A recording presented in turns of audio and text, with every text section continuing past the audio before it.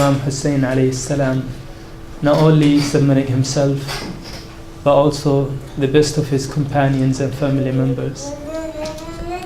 And now we'll proceed with the next presentation, and I would like to invite our dear brother who came all the way from Edmonton to join us tonight, Brother Zaman. We welcome him with Salat ala Muhammad wa ali Muhammad. Allahumma salli ala Muhammad wa ali Muhammad.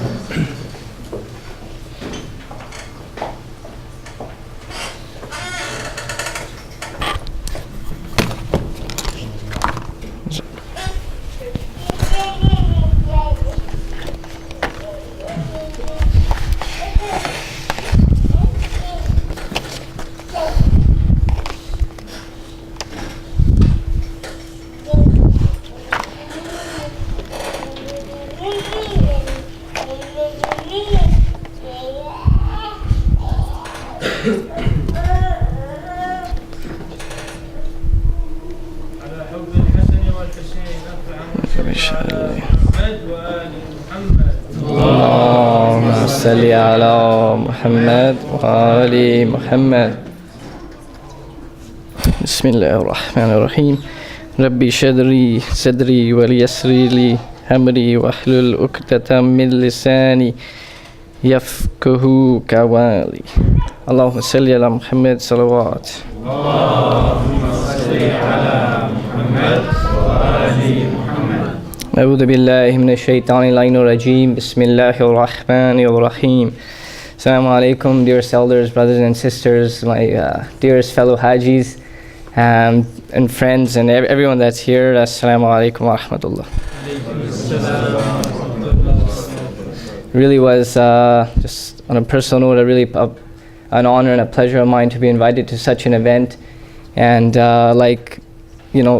traveling across the country really is the least that we can do, really the least. When we look at and we learn about the Sahaba of Imam Ali and Imam Hussein and the Ahl Bayt and the sacrifices these men made, and I think some of the other brothers, previous speakers, have mentioned, the comparison between people like us and people like the Sahaba. In a lot of ways, we're the same and very similar, just average people. And average people who live average lives, but in our lives, we come to these moments where decisions have to be made, and those are the moments, and in between those moments where, in my personal opinion, life is lived. And we need to understand, from my personal life, one thing that I've learned is to really spend time and reflect and think about the differences between haqq and batil. So I have selected one of the Ansar, and I'll just make a few points that I reflected upon, things that personally, they're personal points. So I'll leave them with you guys. No answers, but just more questions for us to ponder, inshallah. The Ansar that I selected is Burair ibn Khudair. I'll give you some background. This was one of the close companions of Imam Ali. In his lifetime, he was a well-known teacher of the Quran in the city of Kufa. And when he joined Imam Hussein, it is a well-told story that Burair told Imam Hussein that this honor for him was as a gift from God.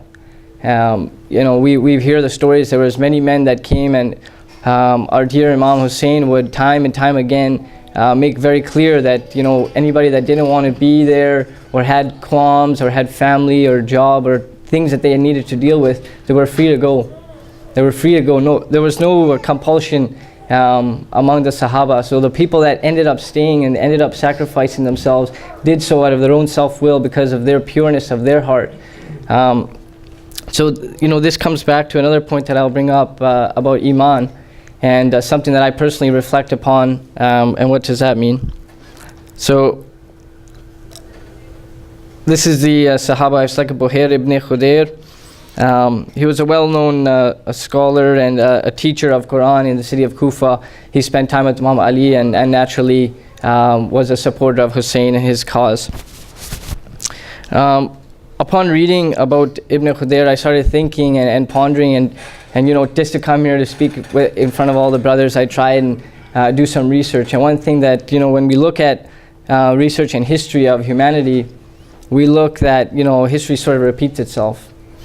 We look at a transition in time, and I just went from recent history, from where we can all relate, and post World War II, I started looking at history, and just on a big, overarching scale, looked at what's been happening in our society. And one thing I realized was there's a shift between after the Industrial Revolution of the family structure and how we would view our families and how we interact with our families, the relationships that we have with our family. With this being said, it occurred to me that, when families are strong and are well bounded, we see the nations are strong. As a nation, we can be strong. And when there's dysfunction and disintegration within families, we see the nation becomes disintegrated and weak. So, these are lessons that when we look back to our Ahl Bayt and we look and we learn from these people, the simplest of things as salam, that as taught, that they teach us on, it's not wajib to say salam on anyone, but it's wajib to respond. So these are, again, those minor points within life where we start to realize the ethics in our this beautiful religion that has been taught, and the importance that is given with family. The reason I brought this up is recently I had a personal experience where a close friend of mine, that he's a colleague of mine, and he's a dear colleague, a dear brother, but he's a fellow Christian. He follows the faith of Christianity. And we would have discussions and discourse back and forth about the Holy Quran, about the Ahl Bayt, and he's very interested.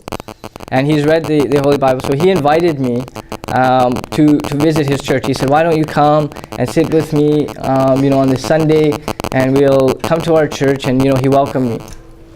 So, for the sake of Muhammad wa ali Muhammad, can I have a salawat?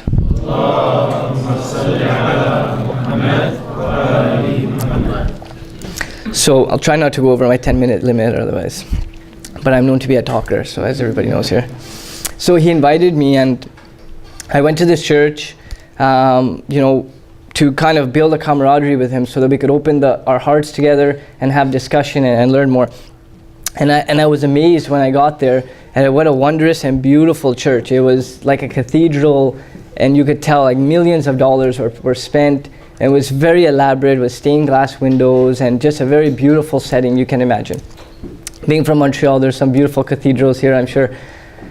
So I sat there and, I was pondering, okay, well, I have come and, for the sake of opening each other's hearts and discourse and teaching each other. And I was amazed that when the actual program started, there was, in that particular time, in that particular church, maybe 20 people. 20 people ended up arriving, and the procession started. And it was a very big, spacious cathedral. So to me, after the amazement, I was even more amazed at how small the number, with such a powerful place, that I felt the power, I felt it in there, that only 20 people felt that, that they could show up that day for whatever reason.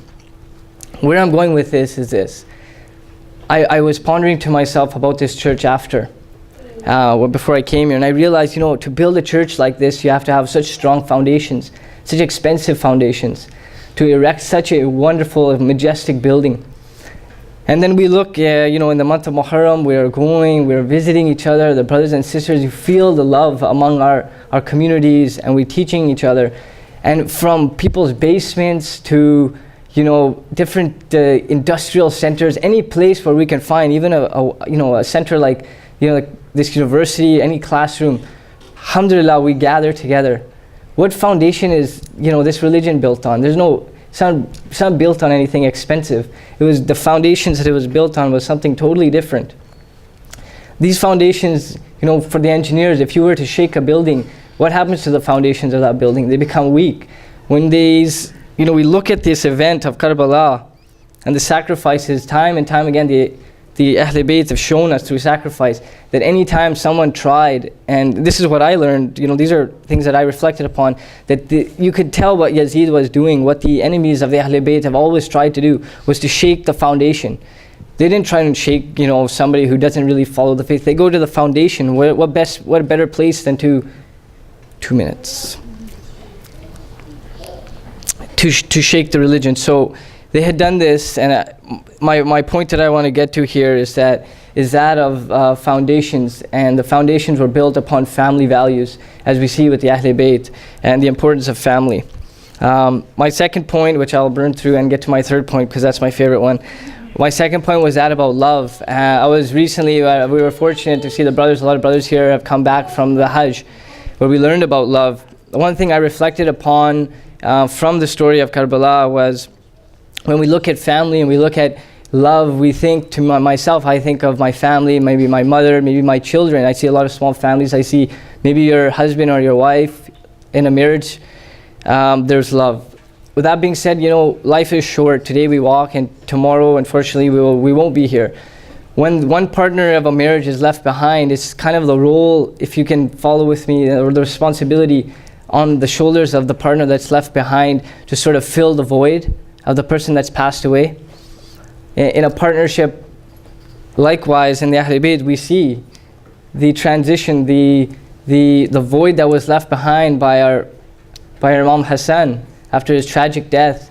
There was a big void left behind. The people, at that time were like in peril. They had questions, and it was natural that Imam Hussein walked in and he filled that void. Again, like, this was something that I saw as an example for us to look at. That definitely with families and marriages it happens, and we see this again. This was a lesson taught very early on about true love and what it means to give more than we end up taking, where it's always about giving. And that's what Islam has taught me, and that's what I learned from the story of Karbala. And my final point was, it's more for the youth, and for me, I speak to myself about this. Growing up as a Canadian, we grew up in Canada, and we have, like Mubarak was saying, we're very far from the institutions of Islam. We're very far from these sorts of things. So Islam lives within all of us as we live in this country. But I have a question that I would like to leave with all of us, that I posed to myself. What is success? This was a simple question. What defines success in my life? I asked myself, is it money? At times in my life I thought it was. Is it knowledge? Was it our degrees? Is it my status? Is it my clothes? What defines success? And this is something that we should all always ask ourselves. What defines success? When we go to the Quran, we find that success is defined as Iman. Those who sincerely make a sincere effort to purify their hearts, very sincerely, and are successful in doing so. Those truly are the successful ones that fear none other than Allah subhanahu wa ta'ala. And they then are able to see the difference, what I started with, haqq and batil, between right and wrong, to enjoin good and to forbid evil, as we'll see this reoccurring theme. With going back to my Ansar Buhair Ibn Khadir, we see this man. The one story that was told about him was on the night of Ashura. He was sitting among the companions of Imam Hussein, and he was very jovial. He was smiling, he was joking. And one of the companions didn't feel very comfortable, and he came to Buhair and he kind of made a concern. Why are you joking?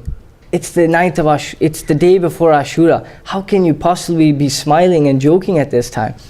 And Buhair, his response was very interesting to me, and one of the key reasons why I selected him. His response was, one of the companions, as they say, he said, I was never a man of jokes, but I am very happy at this moment.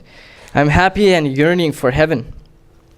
He told, like I was saying, Buhair told Imam Hussein that it was such a gift from God to fight with you, to get parts of our bodies cut, to die on the battlefield for you, so that I may meet the Prophet sallallahu alaihi wasallam and to be in heaven, to basically have the shafa of the Prophet and to go on this track.